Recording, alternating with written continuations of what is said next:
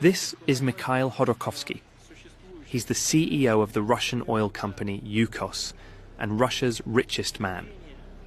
And right now, he's at a meeting with the country's other oligarchs and President Vladimir Putin. It's late February 2003. Hodorkovsky's been asked to say a few words about corruption, something that's plagued Russia for decades. But instead of doing what you'd usually do, perhaps blame a few customs officials or a greedy mayor somewhere far from Moscow, he did something else. Something that will cost him everything. He's just accused the president of enabling corruption at the very top of the Russian government on live television. He did so by bringing up a recent oil deal where the state-owned company, Rosneft, bought a small private firm for far more than it was worth as a way to transfer public money to high-ranking officials inside the Kremlin. And now Putin is furious. Just recently, your company ran into some tax issues, he says, referring to Hodorkovsky's company Yukos, and a rather shady tax issue they managed to sort out with the Russian government. A bribe. And suddenly, Hodorkovsky's the one being accused of corruption by Putin. Russia's richest man has unknowingly made himself a target for Russia's most powerful man. And he doesn't miss.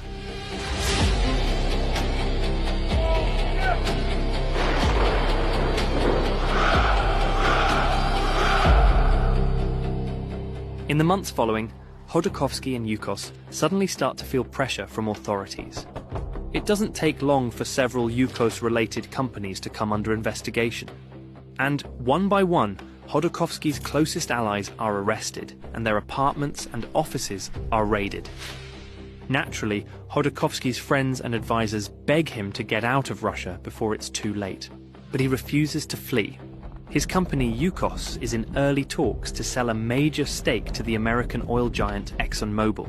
If it goes through, an American company could gain significant influence over one of Russia's largest oil producers. For Putin, that would be a disaster. At around 5 in the morning in late October 2003, Hodorkovsky's private jet lands in Novosibirsk to refuel during one of his many business trips. Suddenly, the tower informs the pilots that they've been selected for a routine check. They'll need to board the plane for inspection before they can take off. They're then directed to a remote stand away from the main terminal building and told to wait. Then, 3 men dressed in airport security uniforms board the aircraft and move through the cockpit, inspecting the front section of the plane. Just as they're about to leave, the sound of heavy footsteps can be heard from outside. Masked men, armed with automatic weapons, are standing directly in front of the cabin door. And Hodorkovsky knows who they are.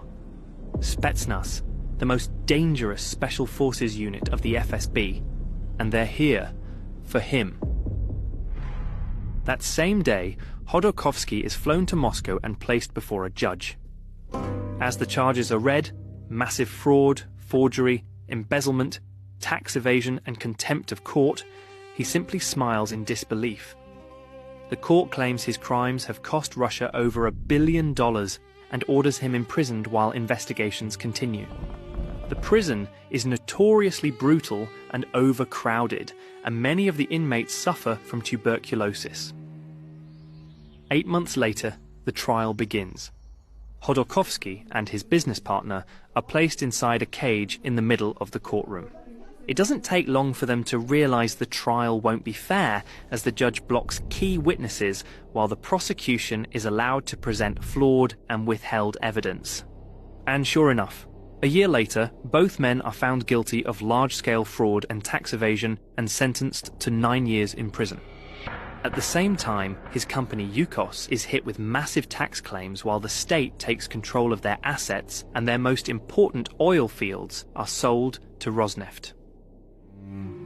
Hodorkovsky's sent to a remote penal colony in northern Russia under strict surveillance and with very limited contact with the outside world. Then, in 2007, Just as he's nearing parole, new charges are filed, and 2 years later, he's sentenced to a further 14 years in prison. From being Russia's richest man on the verge of closing a deal with one of the world's largest oil companies, Khodorkovsky has lost a $15 billion fortune, his company, and his freedom in less than 2 years.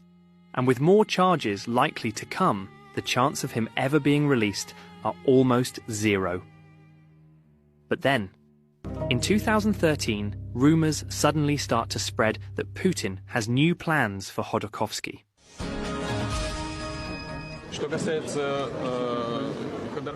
As for Khodorkovsky, you know, I've already talked about this. A decree for his pardon will be signed soon.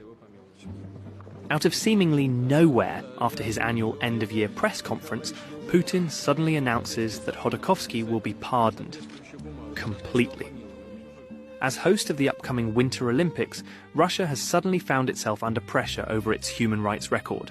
And so, according to insiders in the Kremlin, Putin has decided to release notable political prisoners, including Khodorkovsky.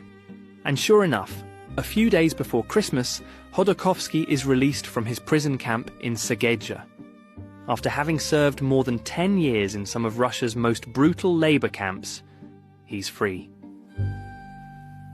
Khodorkovsky was one of the first oligarchs to challenge Putin publicly, but he also benefited from exploiting the same system he later criticized. And it's probably fair to assume that had it not been for his usefulness to gain goodwill, chances are he'd still be in prison. Today, he lives in exile and remains a prominent critic of Putin and the authoritarian regime in Russia. In recent years, he's funded independent news outlets, backed exiled opposition figures, and helped other Russians fleeing political persecution. One day, he hopes to return to Russia when it's safe and free.